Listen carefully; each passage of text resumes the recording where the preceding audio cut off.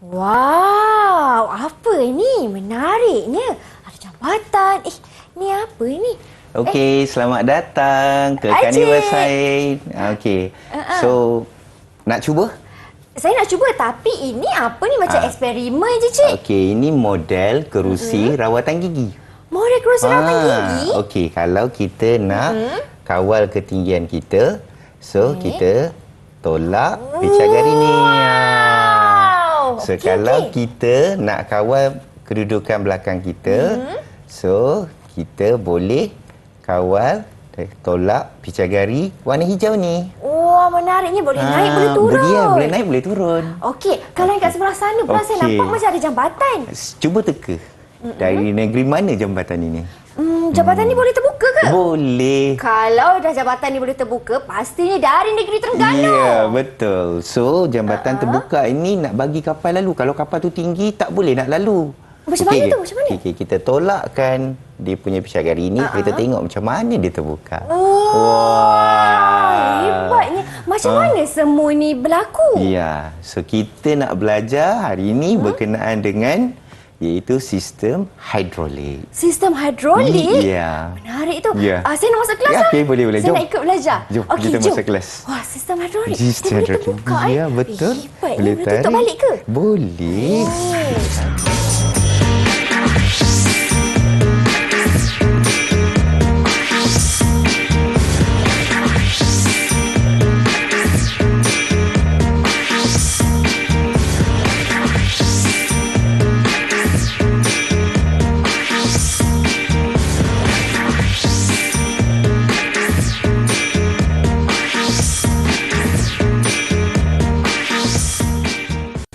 Selamat datang ke Carnival Science di Didik TV KPM.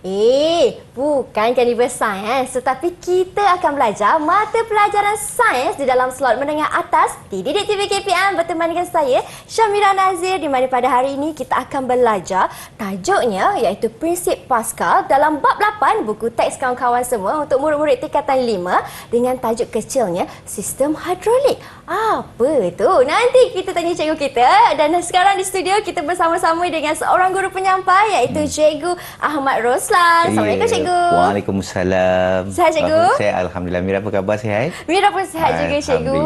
Dan teruja nak belajar dengan Cikgu tentang tajuk kita untuk hari ini. Tetapi sebelum itu, di studio terus serta bersama dengan kami iaitu seorang guru jurubahasa isyarat iaitu Cikgu Nurziana Yusof dari SMK Dato' Ibrahim Yaakob, Kuala Lumpur. Apa khabar Cikgu Ziana?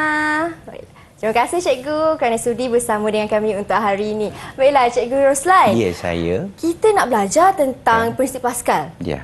Dalam tajuk kecilnya Sistem Hidrolik. Ya, betul.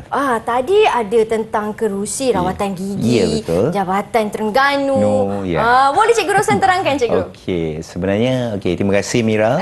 Okey, selamat pada semua murid-murid di rumah. Okey. Hari ini kita akan belajar berkenaan dengan prinsip Pascal iaitu sistem hidrolik. Okey, apa kaitan di antara prinsip Pascal dengan sistem hidrolik tadi? So kita tengok yang pertama.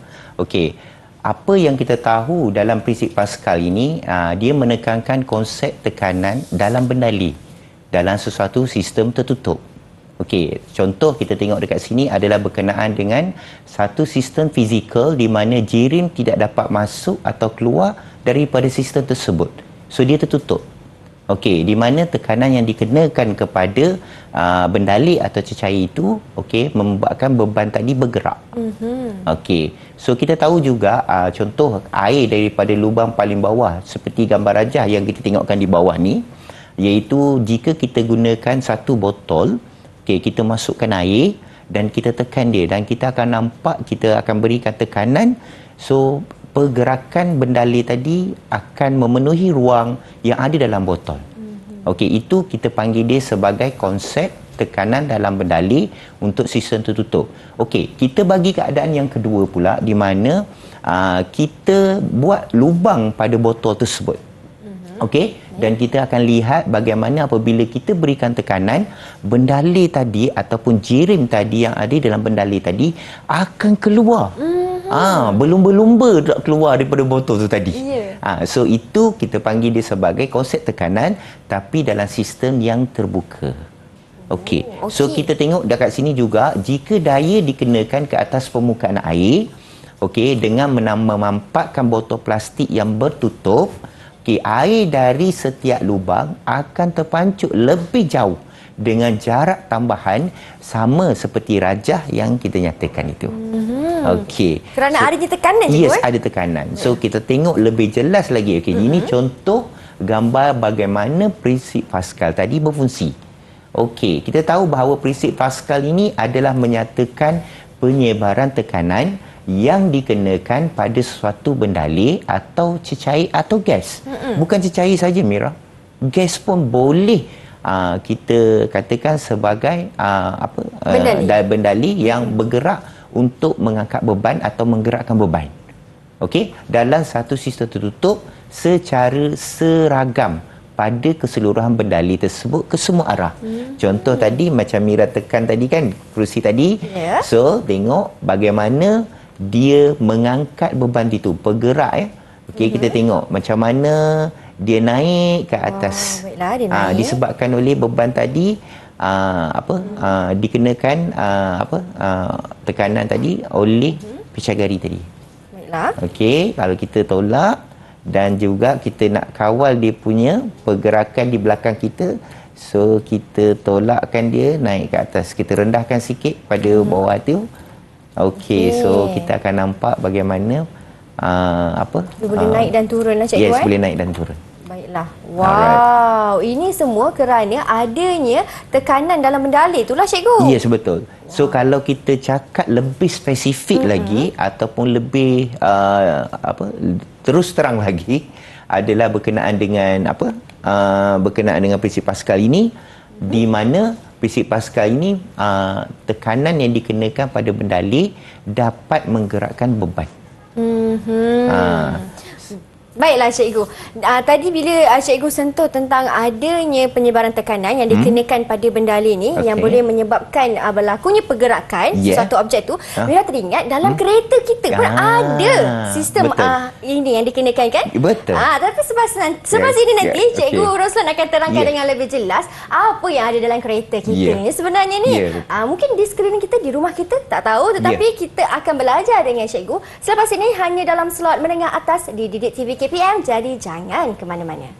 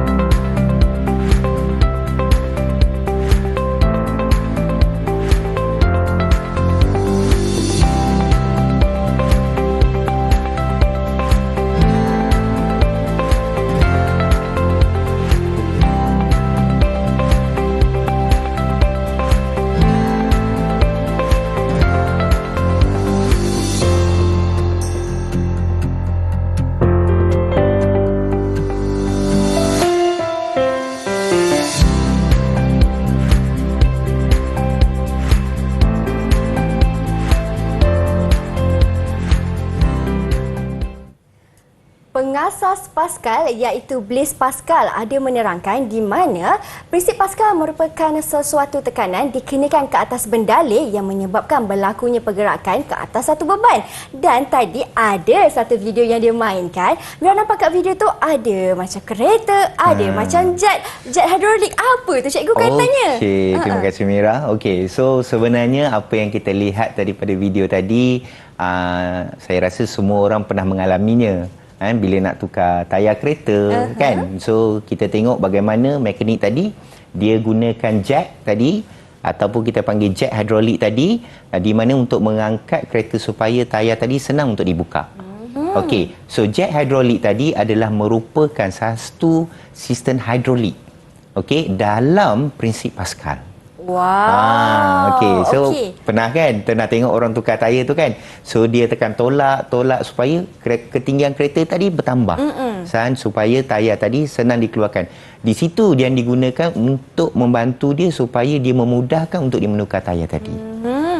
Okey. Kat situlah prinsip Pascal ni dimainkan ke situ. Yes, betul. Okey. Baiklah cikgu. Okey, so kita teruskan. Sebenarnya dalam prinsip operasi sistem hidrolik ini, dalam prinsip Pascal tadi, kalau kita lihat, prinsip asasnya adalah sistem hidrolik melibatkan pemindahan tekanan ke semua arah berdasarkan prinsip Pascal. Okey, kalau kita tengok sistem hidrolik ini digunakan untuk membuat kerja berat. Biasanya macam kita nak tukar tayar kereta tadilah. Kan? So merupakan satu beban yang agak berat.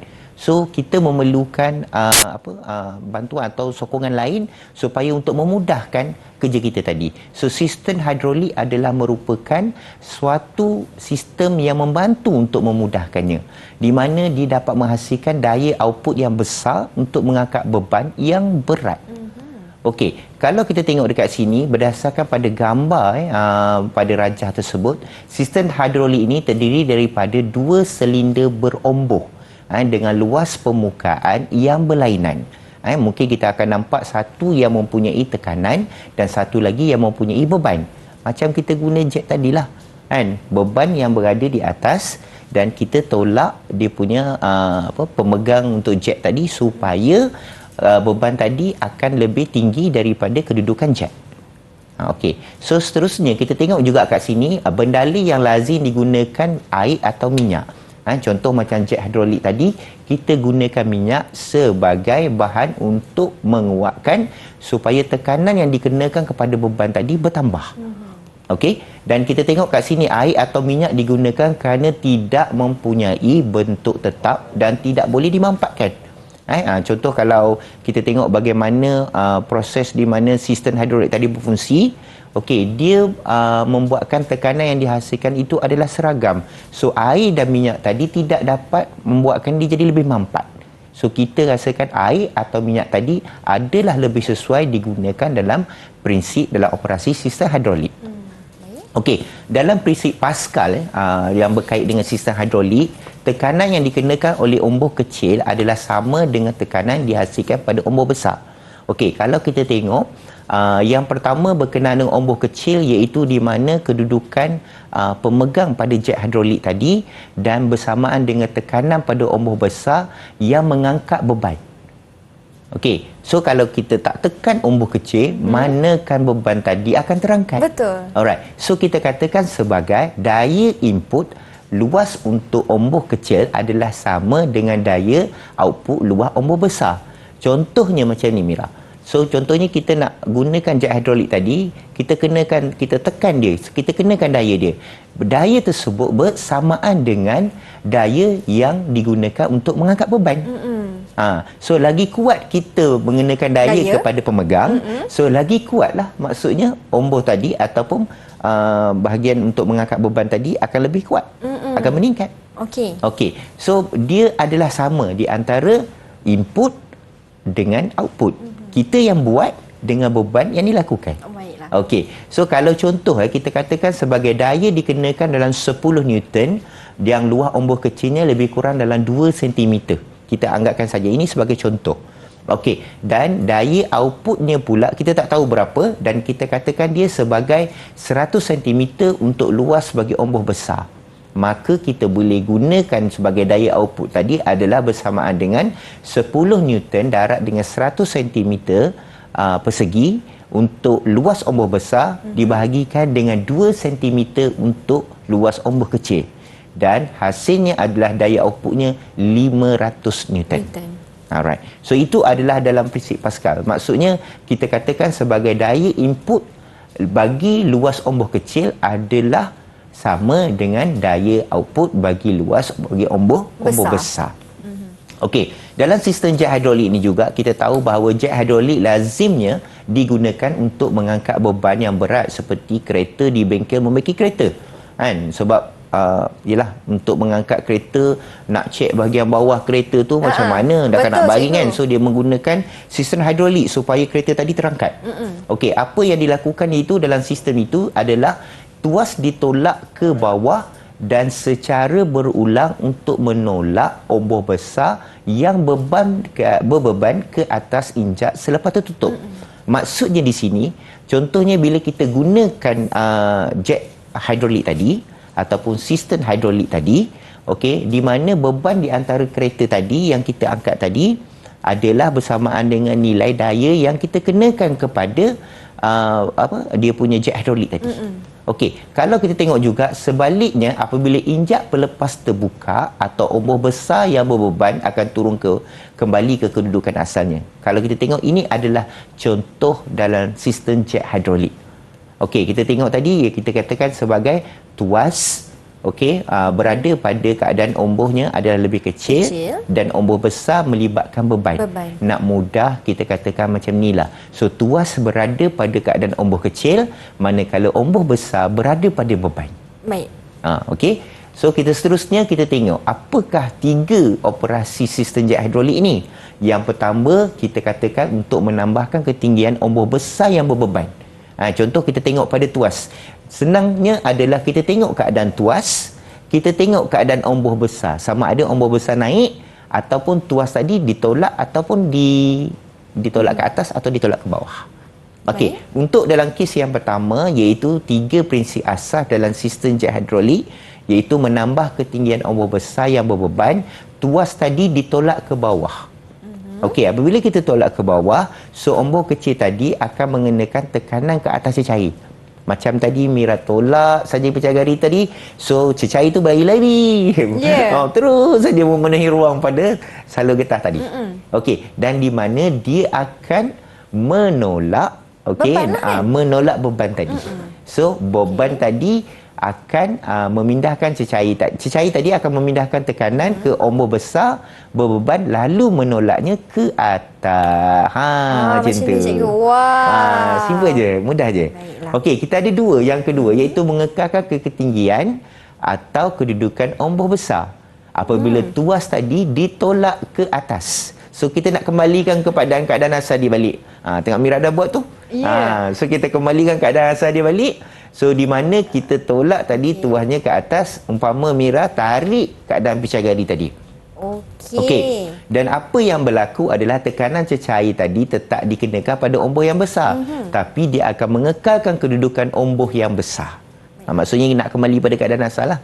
Dan yang ketiga, kita ada bagaimana nak menurunkan ombor besar kembali ke keadaan asal tadi, yang sedia ada Mira buat tadi, di mana kita tarik tadi pecahgari tadi supaya keadaan dia punya bendalik atau cecair tadi dia kembali semula kepada keadaan ombor kecil. So kita tolak, bendalik akan terus bergerak ke pipe tadi, okey, dan dia akan mengangkat beban. Alright. So kita nak tarik balik keadaan asal. So kita tarik balik dia punya injap tadi atau tuas tadi ataupun pecahgari tu tadi. Murid-murid di rumah boleh ya. Okey. So dia akan kembali kepada keadaan asal. Wah. Saya dah faham dah cikgu. Senang saja kan untuk prinsip Pascal ni kan. Faham betul konsep dia. Saya dah faham cikgu. Ada satu soalan ke cikgu nak uji saya? Boleh. Okey. So nak tanya Mira, okey, adakah Mira tahu apakah lagi yang biasa kita gunakan sistem hidrolik ni selain daripada jet hidrolik? Tadi Mira ada bagi tahu saya tadi. Yang dalam kereta tu kan cikgu? Okey. Kalau tak silap Mira, dalam kereta sekarang ni ada juga satu sistem iaitu sistem brake hidrolik cikgu. Ya betul Mira, tepat sekali. 5 bintang untuk Mira. 5. Terima kasih cikgu. Okey, 5 bintang. Betul, tepat sekali. Okey, dalam kereta memang ada menggunakan sistem hidrolik. Yang paling mudah kita nak tahu adalah iaitu sistem brake. Okey, sistem brake yang biasanya kalau kita tahu bahawa brake ini kita gunakan dia untuk memberhentikan kenderaan apabila kita bergerak. So tak ada brake, macam mana kita tu nak berhenti? Betul. Okey, tapi bagaimana pula kalau sistem brake hidrolik ni dia berfungsi? Kalaulah jack tadi dengan kita menggunakan tekanan dan lalu beban itu akan terangkat. Tapi kalau brake macam mana pula? Kita akan tanya cikgu, adakah konsepnya sama juga ataupun sedikit berbeza? Hanya di dalam slot menengah atas Didik TV KPM. Jangan ke mana-mana. Alright.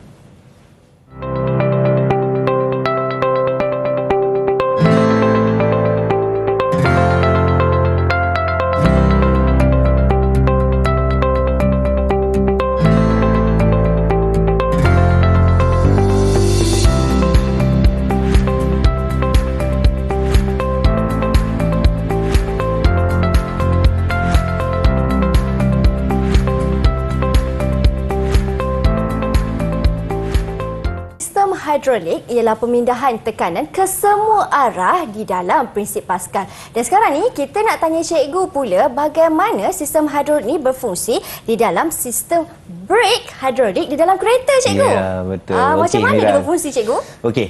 Tadi kita dah tengok berkenaan dengan macam mana nak buat brake ni. So di depan Mira pun ada yang kita buat satu model brake ni. Tapi sebelum cikgu pergi lebih lanjut berkenaan dengan model yang kita buat menggunakan bahan-bahan terpakai ni.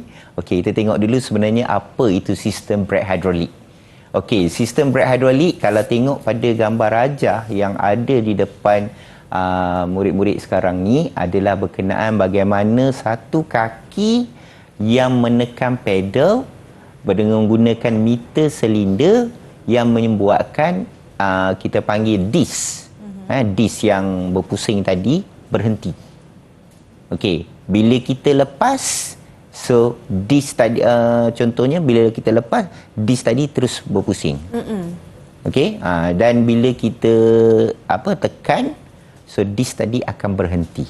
So sebenarnya itulah satu aplikasi yang digunakan di dalam kereta. Okey. So sebab kalau kita nak berhentikan kenderaan, so kita tekan pedal tu kan. So menyebabkan dia punya disc tadi akan berhenti. Okey, dan termasuk sekali dengan tayarnya sekali lah. Okey, so kalau kita tengok kat sini, brake hidrolik lazimnya digunakan untuk memperlahankan untuk memberhentikan kenderaan beroda seperti kereta yang sedang bergerak. Okey, dalam sistem brake hidrolik ini kita bahagikan dia kepada dua, iaitu brake cakra dan juga brake gelendong. Okey, kebiasaannya kita tahu bahawa brake cakra ini digunakan pada kereta lah. Sama juga brake gelendong, tapi kedudukan dia yang berbeza. Okey, iaitu kita tahu bahawa brake cakra berada pada roda di hadapan. Okey, manakala brake gelendong berada pada roda di belakang. Oh, berbeza cikgu. Ya, berbeza kedudukan dia. So sebenarnya kalau sebuah kereta itu dibina, okey, dia kedudukan brake itu adalah berbeza. Bagaimana fungsinya adalah berbeza, tapi sistemnya sama, iaitu sistem hidrolik. Okey, kalau kita tengok juga kat sini bahawa kalau dalam sebuah kereta, apabila brake cakra roda di depan dan brake gelendong pada roda belakang, persamaan yang jelas kat sini adalah pedal brake yang ditekan akan menolak ombus silinder utama ke dalam dan mengenakan tekanan ke atas minyak brake. So bendali di sini adalah minyak brake. Okey, dan tekanan ini akan dipindahkan secara seragam seperti Mira sebutkan tadi. Kan murid-murid di rumah pun ada tahu bahawa bila dipindahkan secara seragam, minyak brake tadi akan melalui pipe logam ke silinder brake pada roda depan dan di belakang. Okey, tapi untuk kedua-dua brake ini, iaitu brake cakra dan juga brake gelendong, walaupun dia mempunyai persamaan, dia ada juga perbezaan dia. Dalam kedudukan dia berbeza di depan dan di belakang. Okey, ada sama dan ada yang berbeza. Okey, yang berbeza di sini adalah brake cakra pada roda depan, tekanan akan menolak omboh dalam silinder brake, menolak pada pad brake, lalu tertekan ke atas spiring keluli pada brake cakra ataupun kita panggil brake disc tadilah. Okey, dan perbezaan yang kedua adalah daya geseran antara pad brake dengan piring keluli atau brake disc tadi, memperlahankan atau memberhentikan putaran roda hadapan sahaja. So bila kita tekan pedal, okey, so dia akan berhentikan disc, kita tarik, dia pusing balik. Okey. So untuk brake gelendong pada roda belakang, perbezaan dia dengan brake cakra pada roda hadapan, okey, murid-murid boleh dapatkan perbezaan dia kat sini, iaitu tekanan dia akan menolak ombuh silinder brake yang menolak kasut brake lalu menekan pelapik brake pada brake gelendong. Okey, maksudnya dia tolak kasut dia. Maksudnya dalam brake gelendong ni kalau kita tengok pada dia punya kedudukan pada kedudukan brake gelendong tu, dia macam kasut di tengah tu. Dia macam kasut di tengah tu. Dia menolak supaya kasut brake tadi rapat pada pelapik brake. So bila dia semakin rapat, maka kenderaan tadi ataupun apa-apa kenderaan yang menggunakannya brake gelendong ni, dia akan berhenti pada tayar tu. Okey. So dia menggunakan konsep yang sama dengan brake cakra. Cuma dari segi ketahanan untuk brake gelendong ini lebih tahan berbanding dengan brake cakra. Brake cakra mungkin untuk roda di hadapan untuk mempercepatkan. Brake gelendong ni dia mengambil masa untuk dia berhenti. Kalau brake cakra ni kalau kita tekan brake sekali tu berhenti. So gelendong tu dia memperlahankan sebab dia menggunakan pelapik brake. Okey, dan kita ada daya geseran antara pelapik brake dengan gelendong brake ini memperlahankan atau memberhentikan putaran roda belakang. Memberhentikan roda belakang. Contoh kita tengok yang paling asasnya pada kereta lah. Tapi kereta kebanyakannya sekarang ini kedua-duanya menggunakan brake cakra. Tapi ada juga kereta yang satu menggunakan brake cakra, ada yang menggunakan satu brake gelendong. Lebih selamat menggunakan kedua-dua jenis brake yang berbeza pada roda hadapan dengan roda belakang. Baiklah. Okey.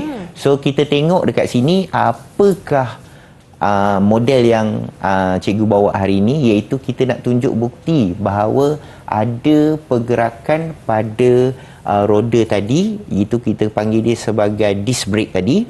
Okey, kita anggapkan bahawa model ini adalah model brake dalam kereta, ataupun kita panggil dia brake cakra. Okey, yang pertama kita hidupkan dulu dia punya switch ni.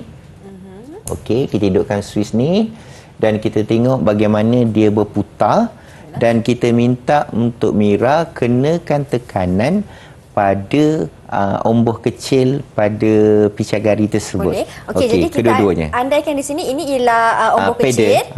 Pedal kereta kita yang kita nak tekan ni. Okey. Ini ialah ini adalah pemampat untuk memberhentikan kereta tadi. Okey. Baiklah, dan disc ni? Disc ni adalah cakra disc pada brake kereta. Pada brake kereta. Okey, kita tengok bagaimana dia berfungsi. Okey, kedua-duanya secara serentak supaya dia punya disc tadi berhenti. Okey. Satu, dua, tiga. Okey, alright. So, tolakkan dia. So, kita tengok bila ditolak, so dia berhenti. Wow. Okey. So, kita tengok kat sini macam mana disc ataupun roda tadi tengah bergerak. Okey, berputar. Yang mengandungi cakra disc tadi. So bila kita kenakan tekanan tadi dan minyak umpama air ataupun cecair yang berada di dalam tiub ini adalah minyak brake. Okey, dan dia akan menolak omboh besar supaya memampat tadi akan memberhentikan cakra. Okey, cuba Mira tarik balik umpama bila kita lepas pedal tadi. Kita lepaskan pedal. So kita akan tengok bagaimana pedal tadi dilepaskan.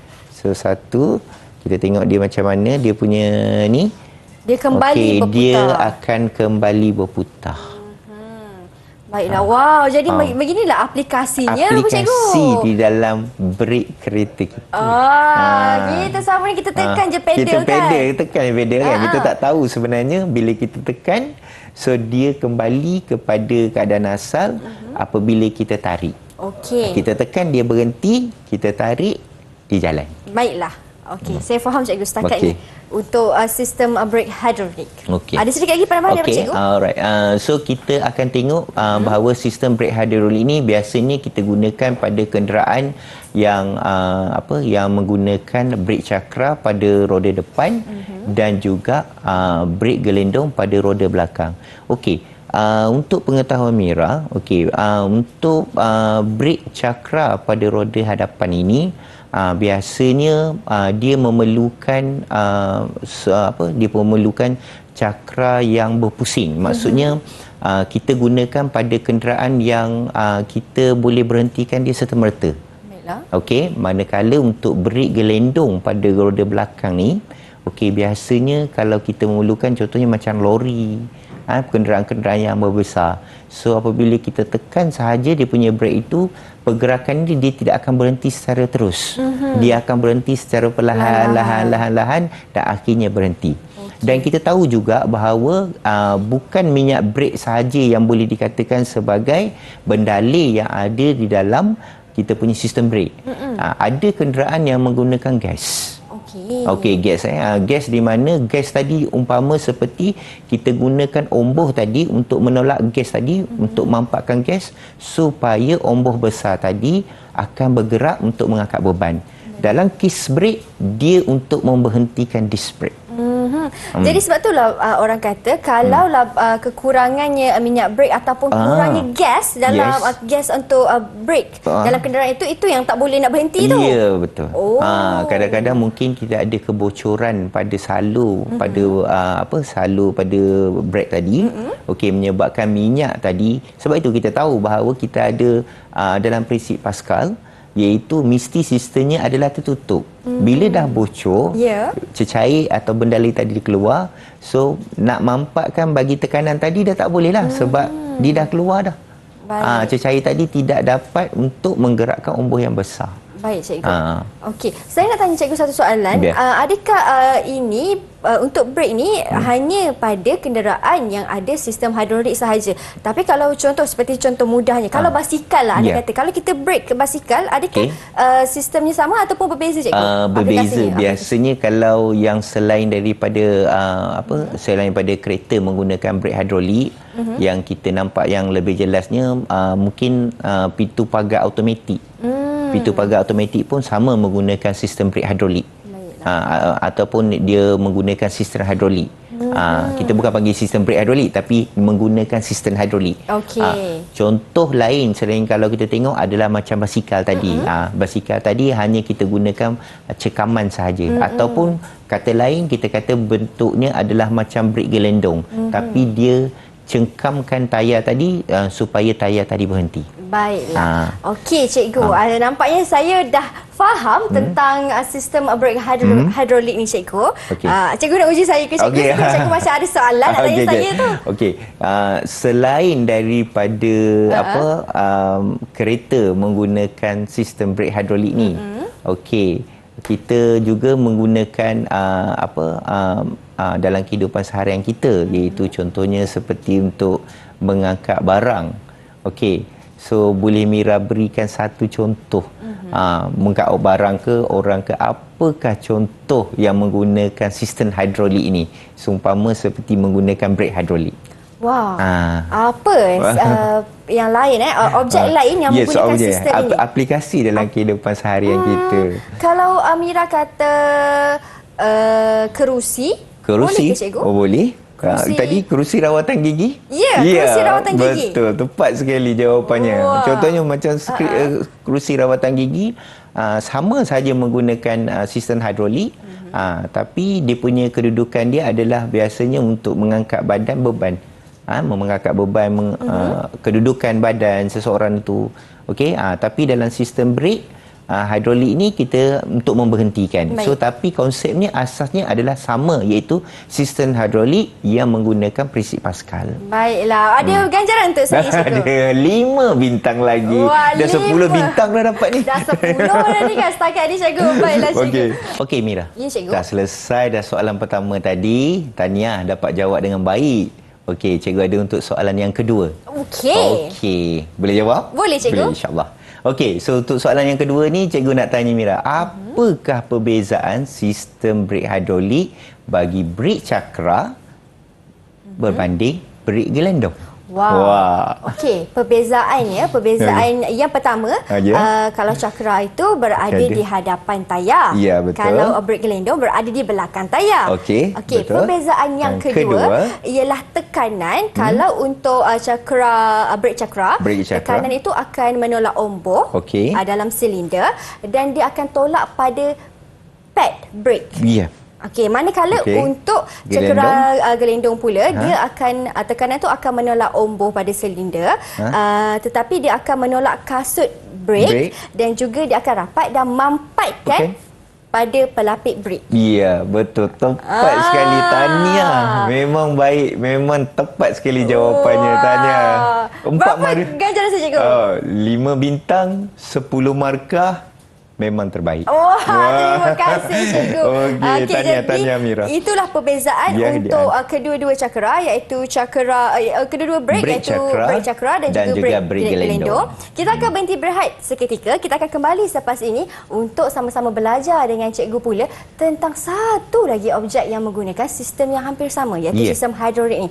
Apa pula objeknya? Jangan ke mana-mana, teruskan setia bersama dengan kami di Menengah Atas Didik TV KPM.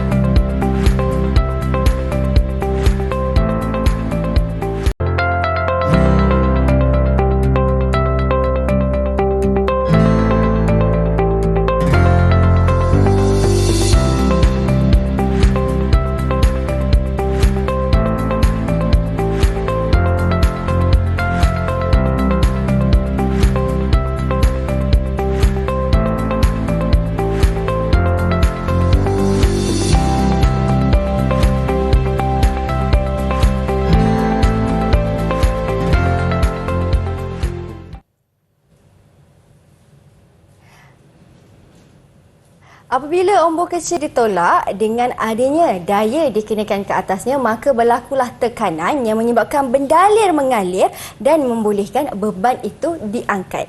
Itu merupakan orang kata hidrolik, iaitu sistem hidrolik di dalam prinsip Pascal. Betul, cikgu? Betul, tepat sekali Mira. Okey. Dan tadi ada video iaitu video kerusi rawatan gigi. Ya, betul Mira. Bagaimana pula objek ini ataupun kerusi ini berlaku dia punya sistem hidroliknya? Okey, terima kasih Mira. Okey, sebelum tu kita tengok dulu asas dalam prinsip Pascal. Iaitu prinsip Pascal berkenaan dengan bagaimana contoh yang paling dekat operasi kerusi rawatan gigi, iaitu dia mengaitkan bagaimana penggunaan sistem hidrolik. Okey, kalau kita tengok pada sistem hidrolik ni, bagaimana dikatakan sebagai contoh yang paling dekat untuk kerusi rawatan gigi ni, kita menggerakkan badan dan mengukur, membezakan ketinggian, dan pergerakan kita pada bahagian belakang badan kita hanya menggunakan sistem hidrolik. Kalau kita tengok asasnya dalam sistem Pascal mengatakan bahawa apabila tekanan dikenakan kepada bendalir, dia akan menghasilkan satu daya yang boleh mengangkat beban. Kalau dalam istilah lain pula, lebih jelas lagi bahawa apabila omboh kecil ditolak, dan tekanan tadi akan secara seragam, memuatkan bendalir tadi akan bergerak untuk menggerakkan omboh besar. Manakala beban tadi juga akan bergerak. Baik. Kita tengok pada kerusi rawatan gigi. So, kita boleh tengok. Nak minta untuk Mira gerakkan untuk cecair yang berwarna merah. Baiklah. So, kita tengok apa yang berlaku, iaitu apabila digerakkan, so ketinggian daripada asal tadi dah berubah. Wow, dia naiklah, cikgu. Ya, dia naik. Tinggi betul. So sebenarnya Mira rasakan apa yang berlaku? Okey, kalau macam ni kan cikgu, maksudnya bila Mira mengenakan daya dengan menolak omboh kecil, maka bendalir ini bergerak cikgu. Dia bergerak. Bendalir bergerak. Bila bendalir bergerak, lalu berlakulah daya bersama tekanan yang menolak omboh besar dan beban ni pun terangkat. Terangkat, betul. Okey, itu adalah konsep bagi asas di dalam prinsip Pascal. Wah, betul ke cikgu? Mira, tepat sekali jawapan dia. Wah, baik cikgu. Ganjaran untuk saya cikgu. Bagi 15 bintang. 15 bintang dah. Wow. Banyak kita makin bertambah bintang ni. Wah, darab 3. Darab 3. Dapat 15 bintang. Baiklah. So kita tengok, minta Mira tarikkan balik, turunkan dia ke bawah. Okey, dan berhenti. Dan kita minta untuk Mira tolakkan untuk omboh kecil yang kedua, iaitu cecair yang berwarna hijau. Okey. Cecair yang berwarna hijau. So kita tolak. Kita tolak. So bila kita tolak, kita tengok ada perbezaan kedudukan. So maksudnya kita boleh kawal dari segi pergerakan bahagian belakang kita. Bila kita duduk atas kerusi, so kita dalam kerusi rawatan gigi ni, kita perlu keselesaan. Betul. Dan pada masa yang sama, ini untuk memudahkan supaya doktor gigi tadi untuk merawat kita. Wah, macam tu. Dan untuk bahagian belakang ini konsepnya sama juga lah kan cikgu? Konsep dia sama, iaitu apabila adanya daya yang menolak omboh kecil, maka berlakulah tekanan yang menggerakkan bendalir dan tertolaklah omboh besar menyebabkan beban pun akan terangkat. Tepat sekali. Rasanya Mira hari ini dah berjaya menguasai keseluruhan prinsip Pascal. Tahniah Mira. Terima kasih banyak-banyak Cikgu Roslan. So kalau kita tengok pada kursi rawatan gigi ini, dia tidak memerlukan tenaga yang begitu besar untuk menggerakkan kerusi ini. Dia kebanyakannya adalah menggunakan sistem hidrolik. Dan kebanyakannya kursi rawatan gigi ini adalah untuk memudahkan doktor gigi untuk merawat pesakit. Dan sewaktu dia merawat pesakit itu, hanya dia menggerakkan menggunakan sistem hidrolik sahaja, kedudukan pesakit tadi dapat dirawat dengan sempurna. Wow, macam tu. Okey, saya tanya cikgu, kalau untuk ini untuk kerusi rawatan gigi, kalau kerusi di dalam kereta kan cikgu, kalau kita betulkan kerusi dengan ke belakang, ke depan kan? Kalau yang itu, adakah dengan menggunakan hidrolik juga ataupun itu elektronik? Konsepnya sama Mira, iaitu menggunakan sistem hidrolik. Tapi dalam sistem hidrolik ini kita ada dua keadaan, iaitu sistem hidrolik yang kita lakukan secara manual dan satu lagi secara elektronik. Yang dalam situasi Mira cakap tadi, iaitu kerusi kita tekan saja, dia bergerak ke depan ke belakang, itu dilakukan secara elektronik. Tapi asasnya menggunakan prinsip Pascal, iaitu apabila kita tekan, kita kenakan tekanan pada omboh kecil supaya bendalir tadi menolak bersama dengan tekanan untuk mengangkat atau menggerakkan omboh besar supaya dia mengangkat beban atau bergerak. Wow, baiklah. Baik cikgu, selain daripada kerusi rawatan gigi, kerusi dalam kereta juga. Sama. Apa lagi aplikasi lain dalam kehidupan kita cikgu yang kita menggunakan sistem hidrolik ni? Sistem hidrolik. Banyak sebenarnya. Murid-murid di rumah pasti daripada berada di persekitarannya, berada dekat rumah, di luar rumah, pergi jalan-jalan, pasti akan terjumpa dengan sistem hidrolik ni. Yang paling mudah, yang paling senang, iaitu pernah tak kita tengok suatu kawasan pembinaan menggunakan kenderaan seperti traktor tadi yang untuk mengangkut tanah.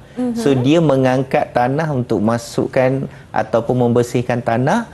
Itu kita katakan kenderaan tersebut menggunakan sistem hidrolik, sebab dia mengangkat tanah, masukkan di dalam lori, menggali tanah, semua menggunakan. Kebanyakan untuk situasi dalam keadaan untuk pembinaan rumah, kebanyakannya menggunakan. Sebab sistem hidrolik ini dia menjimatkan kos, menjimatkan tenaga dan juga menjimatkan masa sewaktu untuk menjalankan kerja. Sebab tu kita belajar daripada tadi bahawa sistem hidrolik ini dia berfungsi yang paling baik adalah untuk mengangkat beban yang lebih besar. Yang mungkin kita tidak mampu untuk mengangkatnya sewaktu kita menukar tayar kereta, nak angkat kereta, nak tukar tayar tak mampu. Tapi kita gunakan sistem hidrolik melalui prinsip Pascal, kita dapat menukar tayar kereta tadi dengan lebih mudah. Wah, baiklah cikgu. Itu bagaimana sains membantu kita dalam kehidupan seharian, betul, cikgu. Okay. Baik cikgu, memandangkan kita dah sampai ke penghujung kelas kita, sedikit rumusan daripada cikgu Roslan tentang pembelajaran untuk hari ini. Okey, rumusan cikgu kepada murid-murid di rumah. Okey, jangan takut nak belajar prinsip Pascal ni. Itu perkara pertama lah. Bila dengar saja prinsip Pascal, mungkin murid-murid sendiri kata, oh mesti susah agaknya. Kita kena faham konsep berkenaan dengan prinsip Pascal yang cikgu ulang tadi bersama dengan Mira, iaitu apabila ombak kecil ditolak bersama dengan tekanan, okey, akan menggerakkan cecair atau bendalih untuk mengangkat ombak besar supaya beban tadi bergerak ataupun terangkat. So itu adalah benda asal dalam prinsip Pascal. So jangan risau, boleh belajar dengan baik untuk prinsip Pascal ni. Dan rumusannya, sekali lagi cikgu katakan bahawa prinsip Pascal ini adalah satu prinsip yang kita gunakan dalam kehidupan sehari kita. Betul. Jadi jangan takut cikgu. Okey, dan cikgu, bagaimana rumusan saya secara keseluruhan sebagai anak murid cikgu untuk hari ini? Okey, alhamdulillah. Cikgu sangat beruntung dan bertuah hari ini dapat murid seperti Mira. Terima kasih cikgu. Kerana telah berjaya mendapat banyak bintang dan dapat menjawab soalan dan memahami prinsip Pascal dengan baik. Terima kasih cikgu. Itu kerana cikgu yang mengajar dengan begitu mudah menyebabkan murid-murid di rumah pun pastinya dapat faham tentang tajuk kita untuk hari ini. Dan cikgu, kalau mereka di rumah ingin mengukuhkan lagi pemahaman mereka cikgu tentang topik kita untuk hari ini, di manakah mereka boleh dapatkan sumber rujukan? Okey, sumber rujukan boleh dapat di portal Delima, iaitu di mana boleh sumberku boleh dapatkan maklumat daripada situ. Semua bahan boleh dapatkan di situ dan boleh jadikan sebagai bahan rujukan untuk menambahkan pengetahuan. Baiklah. Okey, terima kasih banyak-banyak Cikgu Roslan atas perkongsian ilmu untuk hari ini. Terima kasih Mira. Baik, terima kasih. Semoga memberi manfaat kepada semua murid-murid yang menonton. Tak lupa juga terima kasih kepada Cikgu Juru Bahasa Isyarat iaitu Cikgu Nurziana atas kesudian bersama dengan kami untuk hari ini. Teruskan setia untuk menimba ilmu di Mendengar Atas Didik TV KPM. Saya Syamira Nazir. Assalamualaikum dan salam sejahtera.